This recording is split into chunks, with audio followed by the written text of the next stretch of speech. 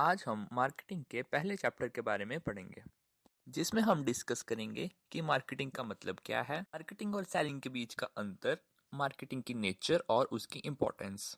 तो चलिए शुरू करते हैं।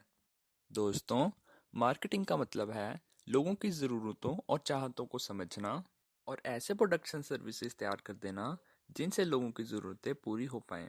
प्रोड्यूसर के प्रोडक्ट बनाने और कंज्यूमर तक पहुंचाने तक की सभी एक्टिविटीज़ मार्केटिंग के अंदर ही आ जाती हैं। किसी भी ऑर्गेनाइजेशन का सक्सेस उसकी मार्केटिंग पे ही डिपेंड होता है।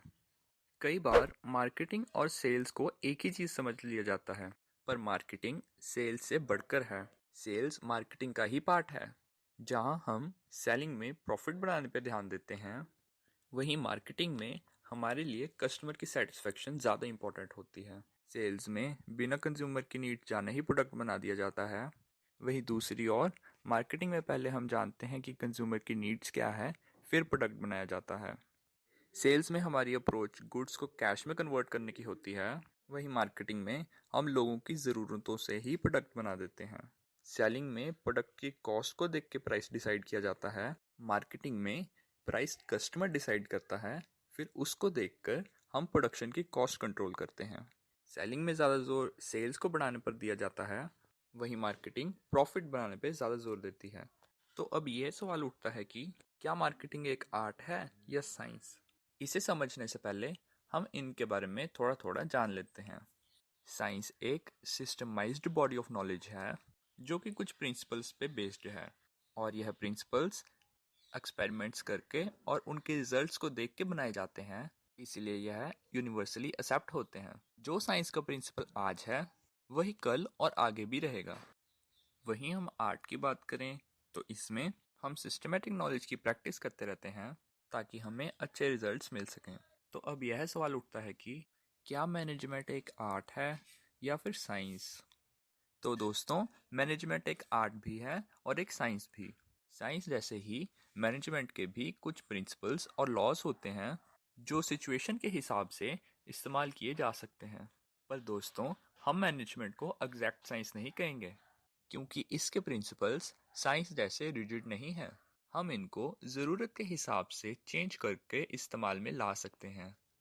और आर्ट के तौर पे मार्केटिंग फर्म को प्रॉफिट ला के देती है, कस्टमर्स के दिमाग में इंटरेस्ट क्रिएट करती है और लोगों के स्टैंडर्ड ऑफ लिविंग को भी इम्प्रूव करती है। और आर्ट जैसे ही मार्केटिंग की प्रैक्टिस करने से हम इसमें बेहतर होने लगते हैं। तो अब जब हमने मार्केटिंग की नेचर को समझ लिया है, और अब हम मार्केटिंग की इम्पोर्टेंस को भी समझेंगे। मार्केटिंग किसी भी सोसाइटी के सोशल वेलफेयर और उसकी इकोनॉमिक डेवलपमेंट के लिए बहुत ज़रूरी है। मार्केटिंग की इम्पोर्टेंस हम तीन भाग में देखेंगे: importance to the firm, to the customer and to the society. एक फर्म के लिए मार्केटिंग काफ़ी ज़रूरी रोल प्ले करती है। मार्केटिंग एक फर्म की प्लानिंग और डिसीजन मेकिंग में हेल्प करती है। मार्केटिंग एक बिजनेसमैन की what, how and whom to produce जैसी प्रॉब्लम्स को सॉल्व करती है। यह बताती है कि कौन सा प्रोडक्ट मार्केट में बेचा जा सकता है और कौन सा नहीं। मार्केटिंग एक फर्म के लिए कान और आंखों जैसा रोल प्ले करती है। जैसे कि हम सारे जानते हैं कि लोगों के टेस्ट एंड प्रेफरेंसेस, फैशन आदि बदलते रहते हैं। मार्केटिंग का काम ये सभी इंफॉर्मेशन टॉप लेवल तक पहुंचाना है। मार्केटिंग काफ़ी तरीकों से प्रोडक्ट की सेल्स बढ़ाने में मदद करती है। मुझे, आपको और सभी को मार्केटिंग की मदद से ही कंपनी के बनाए प्रोडक्ट्स और सर्विसेज के बारे में जानकारी मिलती है। मार्केटिंग लोगों के दिमाग में प्रोडक्ट के लिए इंटरेस्ट क्रिएट करता है। यह एक बहुत इंपॉर्टेंट टूल है कोई भी बिजनेस को ग्रो करने के लिए। और अब हम डिस्कस करेंगे कि एक कस्टमर के लिए मार्केटिंग क्यों ज़रूरी है। एक मार्केटर ग्लोबलाइजेशन और इंटरनेट की पावर को अच्छे से समझता है। मार्केटिंग के ज़रिए ही हम घर बैठ के कोई भी प्रोडक्ट ऑनलाइन मंगवा सकते हैं। यह चीज़ प्रोड्यूसर और कस्टमर के लिए नई अपॉर्चुनिटीज़ क्रिएट करता है। Primary objective of marketing is getting the product recognised by the market. यह लोगों को प्रोडक्ट के बारे में अवेयर तो कराता ही है, साथ साथ उसके यूजेस और यूटिलिटीज भी बताता है। मार्केटिंग लोगों को बेटर डिसीजन मेकिंग में भी हेल्प करता है। फ्लिपकार्ट इसकी एक बहुत अच्छी एग्जांपल है। फ्लिपकार्ट कस्टमर्स को बहुत अच्छे रिसोर्सेज प्रोवाइड करता है, जिन्हें यूज़ करके कंज्यूमर अपने प्रोडक्ट की स्पेसिफिकेशन देख सकता है और दूसरे प्रोडक्ट से कंपेयर कर सकता है, जो फाइनली एक बेटर डिसीजन लेने में मदद करता है। जैसे हमने पहले भी डिस्कस किया, मार्केटिंग एक सोसाइटी के लिए काफ़ी इम्पोर्टेंट रोल प्ले करता है।